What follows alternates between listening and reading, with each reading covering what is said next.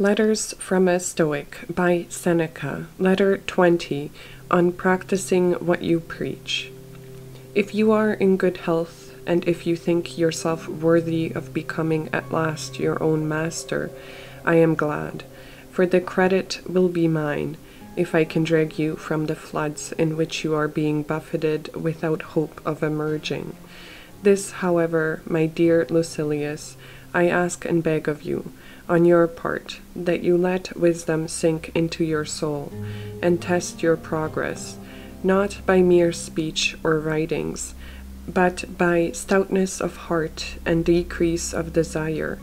Prove your words by your deeds. Far different is the purpose of those who are speech-making and trying to win the approbation of a throng of hearers. Far different that of those who allure the ears of young men and idlers by many-sided or fluent argumentation. Philosophy teaches us to act, not to speak.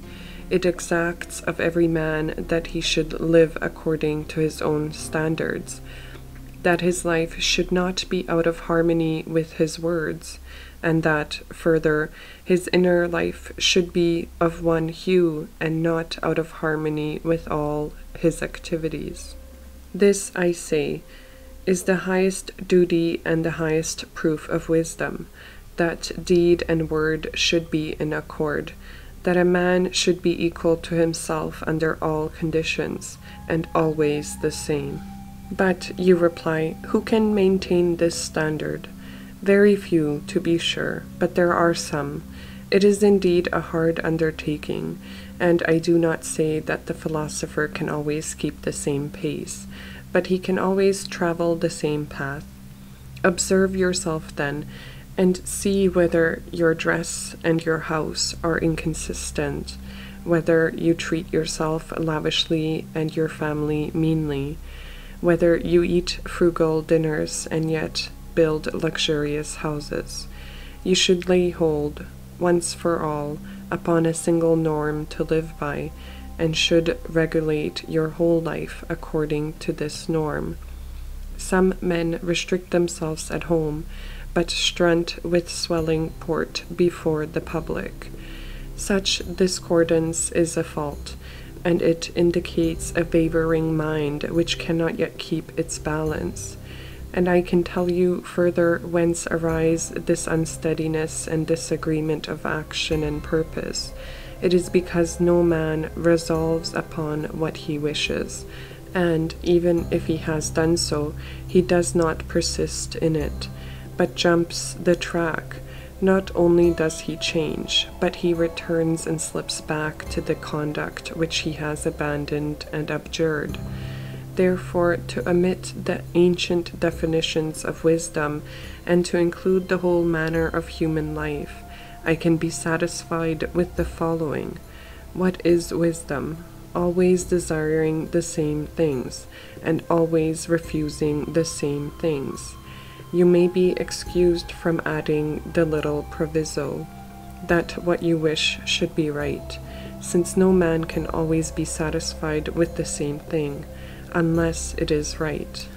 For this reason, men do not know what they wish, except at the actual moment of wishing.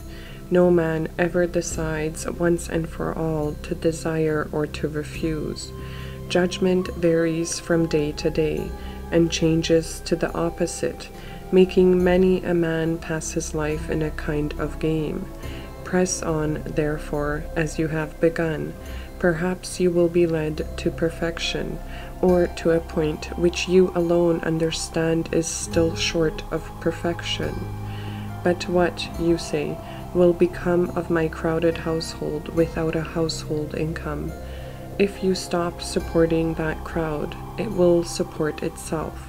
Or perhaps you will learn by the bounty of poverty what you cannot learn by your own bounty. Poverty will keep for you your true and tried friends. You will be rid of the men who were not seeking you for yourself, but for something which you have.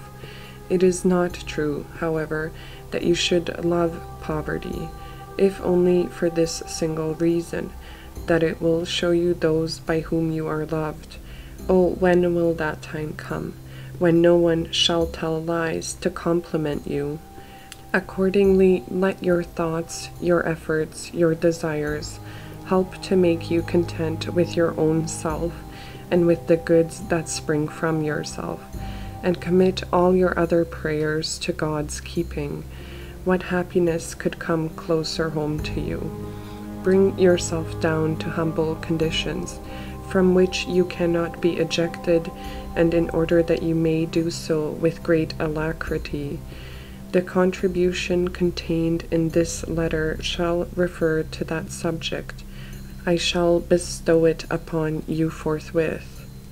Although you may look askance, Epicurus will once again be glad to settle my indebtedness.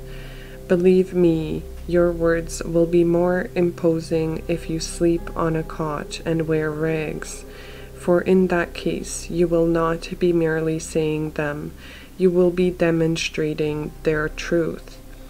I, at any rate, listen in a different spirit to the utterance of our friend Demetrius, after I have seen him reclining without even a cloak to cover him, and, more than this, without rugs to lie upon.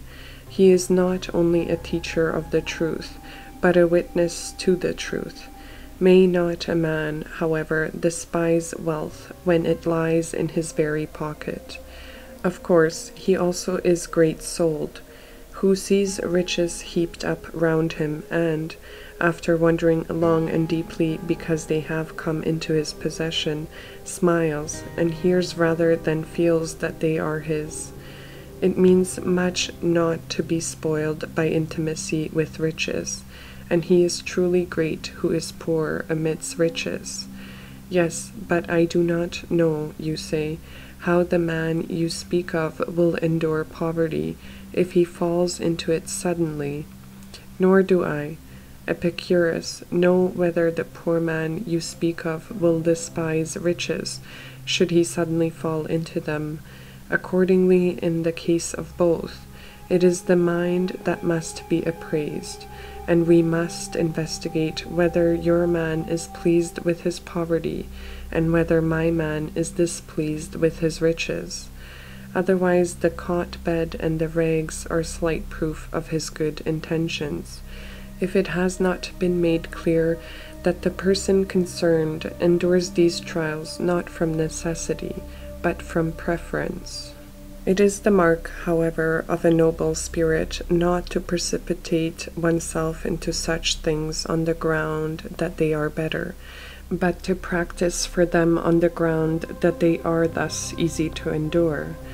And they are easy to endure, Lucilius, when, however, you come to them after long rehearsal. They are even pleasant, for they contain a sense of freedom from care, and without this nothing is pleasant. I hold it essential, therefore, to do as I have told you in a letter that great men have often done, to reserve a few days in which we may prepare ourselves for real poverty by means of fancied poverty. There is all the more reason for doing this, because we have been steeped in luxury, and regard all duties as hard and onerous. Rather let the soul be roused from its sleep and be prodded, and let it be reminded that nature has prescribed very little for us. No man is born rich. Every man, when he first sees light, is commanded to be content with milk and rags. Such is our beginning, and yet kingdoms are all too small for us. Farewell.